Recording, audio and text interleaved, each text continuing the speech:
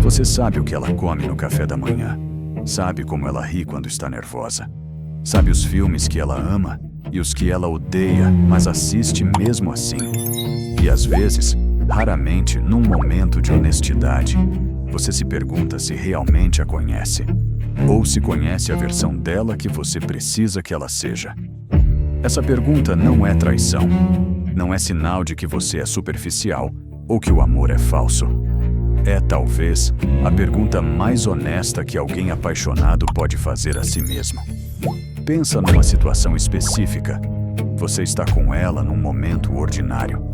Não num jantar perfeito. Não numa viagem. Num momento comum, ela faz algo que não esperava. Algo que não cabe na versão dela que você tem na cabeça. Uma opinião diferente. Uma reação que você não viu antes. Um lado que não encaixa. E por uma fração de segundo, antes de você processar, você sente algo que não é exatamente surpresa agradável. É um desconforto leve. Quase como se ela tivesse quebrado um acordo que você não sabia que existia. Esse desconforto tem um nome, e entendê-lo pode mudar como você vê todos os seus relacionamentos. Antes de continuar, tudo que você vai ouvir aqui é para fins educativos. Não é terapia e não é diagnóstico. Se algo aqui ressoar com força, isso é um sinal para buscar um profissional que possa realmente ajudar. O que fazemos aqui é entender padrões, não substituir quem é treinado para tratar. Todo amor começa com projeção. Isso não é uma crítica, é uma descrição neutra do que o cérebro faz quando se apaixona. Freud foi um dos primeiros a nomear esse mecanismo com precisão. O objeto amoroso funciona como um depositário, mas você não está vendo a pessoa inteira. Você está vendo a pessoa real, mais tudo que você projeta nela. O que quer ser, o que perdeu, o que nunca teve, o que ainda precisa. Melanie Klein foi mais longe.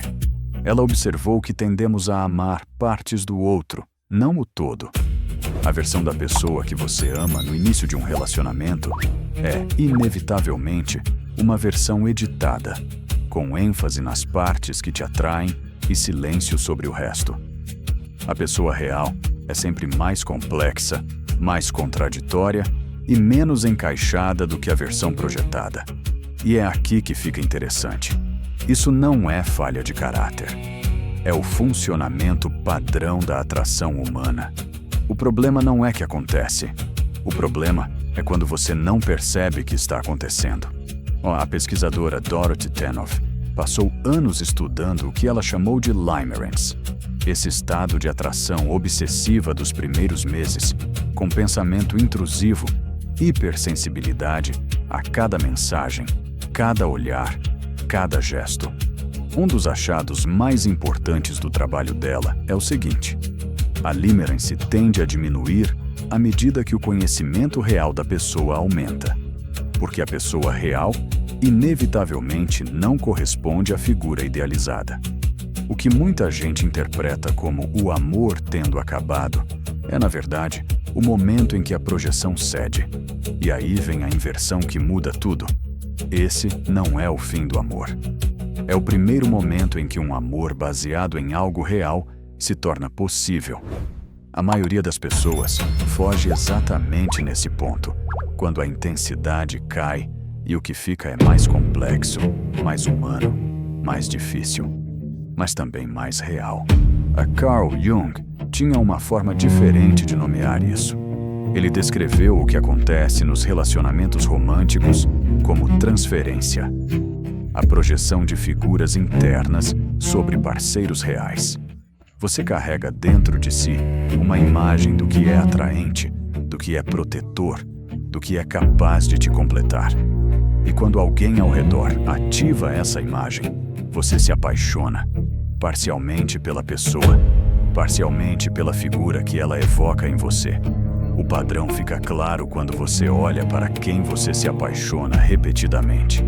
Se os relacionamentos têm uma forma parecida, as mesmas dinâmicas, os mesmos padrões, os mesmos pontos de colapso, é porque a projeção tem uma forma. E ela vem de dentro, não de fora. Se isso soa familiar, o episódio 5 do Gênese Mental entra exatamente nesse mecanismo de repetição. Mas a raiz vai mais fundo. Pesquisadores que estudam a psicologia do self, em especial o trabalho de Heinz Kohut, identificaram um padrão específico em como pessoas com autoestima instável se relacionam. Elas buscam, sem perceber, parceiros que funcionam como espelhos. Parceiros que refletem de volta uma versão idealizada de quem elas são.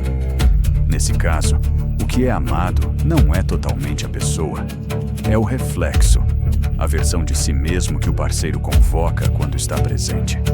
E quando o parceiro para de oferecer esse reflexo, por crescimento, por conflito ou simplesmente por ser humano, a intensidade emocional cai. Não porque o amor acabou, mas porque o que estava sendo sustentado pelo espelho perdeu o suporte. Pensa bem, quando foi a última vez que você sentiu que amava alguém mais pelo que se tornava perto dela do que pelo que ela era? E é aí que isso deixa de ser abstrato e começa a ser sobre algo muito concreto. Os papéis que amamos, o protetor, o que nos estabiliza, o aventureiro, o que nos vê, correspondem quase sempre a necessidades emocionais específicas que não foram completamente atendidas em algum ponto do desenvolvimento. Amar o papel é, em parte, uma tentativa de finalmente receber o que faltou. Isso não é patologia. É uma das expressões mais humanas do amor. A questão não é por que você faz isso. É se você percebe que está fazendo. Porque quando você percebe, a relação com essa necessidade muda. Você para de esperar que a outra pessoa seja a solução para algo que só você pode resolver. Existem algumas perguntas que ajudam a distinguir o que está sendo amado. Não são acusações, são instrumentos de clareza. Você ainda a amaria se ela mudasse exatamente o comportamento que mais te atrai. Você continua presente quando ela decepciona, não como exceção, mas como pessoa real com limitações reais? O que você perderia se ela parasse de cumprir o papel que ocupa na sua vida? Essas perguntas não têm resposta certa, mas a forma como você responde diz muito sobre o que está sustentando o amor que você sente. O desencantamento, esse momento em que a projeção cede e a pessoa real aparece, é frequentemente o ponto em que as pessoas fogem, porque o que aparece é mais difícil, mais contraditório, menos encaixado na história que você estava contando para si mesmo. Mas as pessoas que ficam nesse momento descobrem algo que não tinha antes. A possibilidade de um amor que não precisa de projeção para sobreviver. Que existe mesmo quando o outro decepciona, a surpreende, contradiz a versão que você construiu. Esse é o tipo de amor que episódio 13 vai explorar mais a fundo. O que acontece quando você para de querer salvar e começa a simplesmente estar. Os relacionamentos mais intensos são frequentemente os que menos envolvem a pessoa real.